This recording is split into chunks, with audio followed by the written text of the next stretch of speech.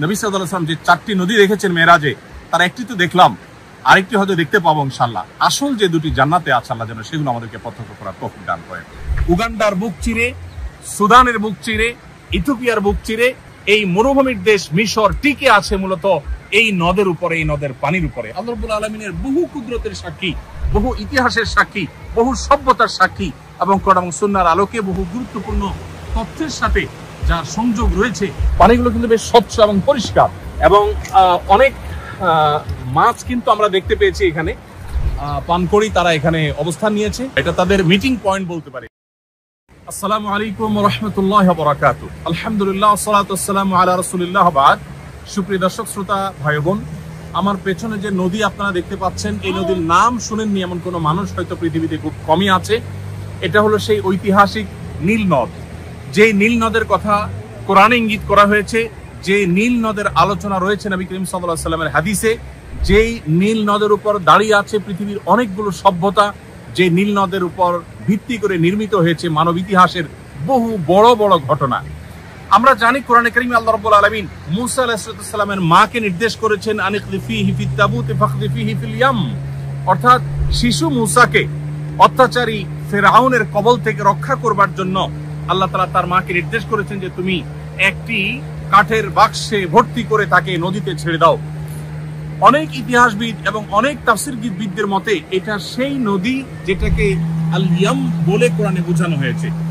এছাড়া বুখারী এবং মুসলিম একযোগে বর্ণনা করেছে যে প্রিয় নবী সাল্লাল্লাহু আলাইহি সাল্লাম মেরাজে আল্লাহ রাব্বুল আলামিনের অসংখ্য যে কুদরত তিনি প্রত্যক্ষ করেছেন, তার মধ্যে থেকে একটি কুদরত ছিল যে আল্লাহ রাব্বুল আলামিন তাকে 4টি নদী দেখিয়েছেন। যে 4টি নদী নবী করিম সাল্লাল্লাহু আলাইহি সাল্লাম প্রত্যক্ষ করেছেন মেরাজের রাতে, তার দুটি হলো বাতিনি বা অদৃশ্য, যে দুটি নদী প্রবাহিত জান্নাতে, আর দুটি নদী প্রকাশ্যে পৃথিবীতে প্রবাহিত।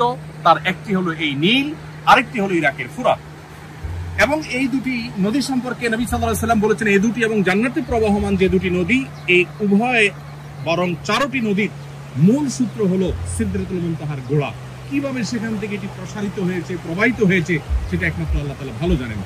এর দুনিয়াতে বা বাহ্যিক যে এর সোর্স বা মূল সূত্র যেখান থেকে এটি শুরু বা প্রবাহিত হয়েছে, আমরা এখানকার স্থানীয়দের বক্তব্য অনুযায়ী সেরকম একটা জায়গায় অবস্থান করছি যেটা উগান্ডার কাম্পালার ঠিক কাছে অবস্থিত। এখান থেকে এই নীল নদ প্রবাহিত হয়ে এই পানিগুলো চলে গিয়েছে এখান থেকে 6650 কিলোমিটার দূর পর্যন্ত। সুবহানাল্লাহ, আল্লাহ তাআলা একটা সৃষ্টি কত বিশাল হতে পারে, কত বড় হতে পারে, তার জ্বলন্ত একটা সাক্ষী হলো এই নীল নদ। যে নীল নদের এক পাশ থেকে আরেক পাশ অনেক বেশি বড় নয়, কিন্তু এই পানিটা এই প্রবাহিত হতে হতে উগান্ডার বুক চিরে, সুদানের বুক চিরে, ইথিওপিয়ার বুক চিরে সেই সুদূর মিশর পর্যন্ত চলে গেছে।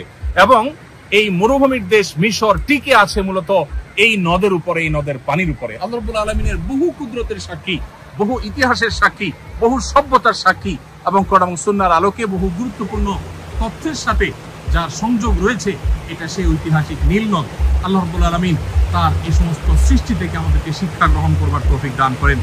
একটি তথ্য আমরা জানিয়ে রাখি যে নীল নদকে আমরা যদিও অনেকে জানি, নীল নদকে আমরা অনেকে মনে করি এর পানি নীল, এই জন্য হয়তো নীল নদ বলা হয়। মূলত নীল এটি সেই গ্রিক শব্দ থেকে এসেছে, অনলাইনে সার্চ করলে আমরা অনেকেই দেখতে পাবো। সেখান থেকে এটি ল্যাটিন আমেরিকান শব্দে রূপান্তরিত হয়ে সেখান থেকে ইংলিশে রূপান্তরিত হয়ে আজ সেটাকে নীল বলা হয়। এটি নীলজ থেকে শুরু হয়েছে, বিভিন্ন রূপান্তরের মধ্য দিয়ে পর্যন্ত এসেছে। গ্রিক ভাষায় নীলজ বলা হতো নদীকে, তো সেখান থেকে মূলত এই শব্দটা রূপান্তরিত হয়ে নীল নদে এসেছে। পানি মূলত নীল এমনটা নয়, কোনো কোনো জায়গায় স্বচ্ছ হওয়ার কারণে একটু নীলাভ হয়তো দেখা যায়, সেটা ভিন্ন বিষয়, কিন্তু এর সাথে কালারের কোনো সম্পর্ক নেই। তো আল্লাহ তাআলার অসংখ্য অজস্র কুদরত আল্লাহ তাআলা আমাদেরকে দেখার মতো এই পৃথিবীতে রেখেছেন, তার মধ্যে থেকে একটা এই কুদরত। আমরা যদিও উগান্ডা এসেছি একটি দিনী প্রোগ্রামকে কেন্দ্র করে, আমাদের প্রবাসী বাংলাদেশি ভাইদের উদ্যোগে আয়োজিত একটি দিনী প্রোগ্রাম ছিল, সেখানে আমরা শরীক হয়েছি। সেখানে বাংলাদেশি ভাই বোনদের মিলন মেলায় পরিণত হয়েছে এবং সেখান থেকে আলহামদুলিল্লাহ আমরা এসেছি এই লেক দেখার জন্য, এই নদী দেখার জন্য। আল্লাহ রাব্বুল আলামিন আমাদেরকে তার সমস্ত কুদরতগুলোর প্রত্যক্ষ সাক্ষী হয়ে সেখান থেকে শিক্ষা গ্রহণ করা, আমাদের ইমানকে শক্তিশালী করার তৌফিক দান করুন। এই সেই নীল নদের পানি, যেটা হয়তো আমরা অনেকে ইউটিউবে, সোশ্যাল মিডিয়াতে নানাভাবে আমরা হয়তো দেখে থাকবো, কিন্তু এর সাথে যে কোরআন এবং হাদিসের বর্ণনার যোগসূত্র আছে সেটা কিন্তু আমরা অনেকেই জানি না। পানিগুলো কিন্তু বেশ স্বচ্ছ এবং পরিষ্কার, মাশাআল্লাহ। এবং অনেক মাছ কিন্তু আমরা দেখতে পেয়েছি এখানে, এবং আমরা এখানে পাশে একটা রেস্টুরেন্টে ইনশাআল্লাহ আজকে দুপুরের খাবার খাবো এই নদীর মাছ ফ্রাই করে। আলহামদুলিল্লাহ এখানে তেলাপিয়া হয়ে থাকে প্রচুর পরিমাণ, এবং পানকড়ি এই গাছে আমরা দেখতে পাচ্ছি প্রচুর পরিমাণ পানকড়ি তারা এখানে অবস্থান নিয়েছে।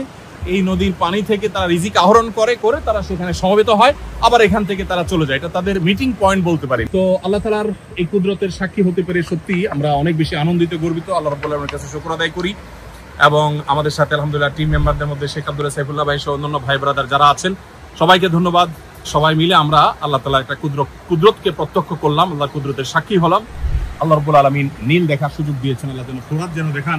আর তার চাইতে বড় আল্লাহর কাছে আবদার বা আল্লাহর কাছে দোয়া এবং দাবি হলো, আল্লাহর কাছে চাওয়া হলো, নবী সাল্লাল্লাহু আলাইহি ওয়াসাল্লাম যে 4টি নদী দেখেছেন মেরাজে, তার একটি তো দেখলাম, আরেকটি হয়তো দেখতে পাবো ইনশাআল্লাহ। আসল যে দুটি জান্নাতে আছে আল্লাহ যেন সেগুলো আমাদেরকে প্রত্যক্ষ করার তৌফিক দান করেন। জাযাকুমুল্লাহ খাইর। আস সুন্নাহ ফাউন্ডেশন, উম্মার স্বার্থে সুন্নাহর সাথে।